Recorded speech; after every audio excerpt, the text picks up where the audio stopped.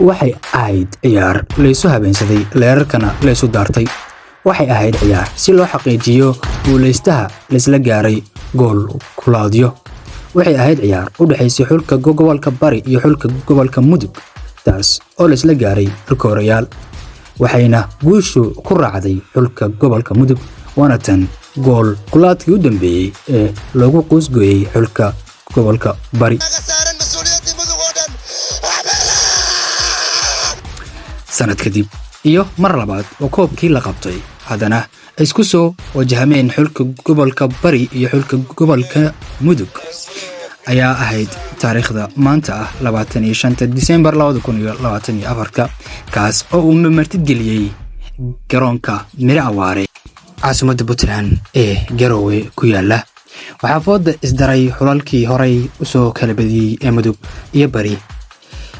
matalayaasha ciyaartoyda xulka Bari iyo taageerayaashooda iyo tababarahooda waxay u muuqdeen kuwo isku soo dhaarsaday inaan maanta dhinacooda dhulka la dhigin, kana adkaadaan dhigooda xulka gobolka Mudug. ciyaarta waa la baastay, waxayna ku bilaabatay sida caadada ahayd barbardhac. daqiiqadaha ugu horeeyaba waxaa gool degdeg ah la yimid xulka gobolka Bari oo ka dhaliyay dhigooda Mudug. waxaa la isla gaaray haafkii dambe ee ciyaarta. waxaa gool kulaad helay xulka gobolka Mudug, taas oo soo celisay moraalkii taageerayaasha iyo ciyaartoyda xulka gobolka Mudug, iyagoo niyeystay inay ciyaartu noqoto barbardhac. laakiin waxaa taa rajadoodii ka diiday goolhayaha xulka gobolka Bari ee Hanad oo yiri maanta maya, aniga ayaa halkan ku jira, anigaana idinka diiday, idinkana difaacaya. kadib xulka gobolka Bari iyaguna waxay sameeyeen weerar celis iyagoo goolal badan khasaariyay. ugu dambeynna ciyaartu waxay ku dhamaatay 1-0 oo ay guushu ku raacday xulka gobolka Bari, halkaas oo ay uga bilaabmatay dabaaldeg ciyaartoydii iyo taageerayaashii gobolka Bari. wali waxay taagan tahay faar noole, fari kama qodbina.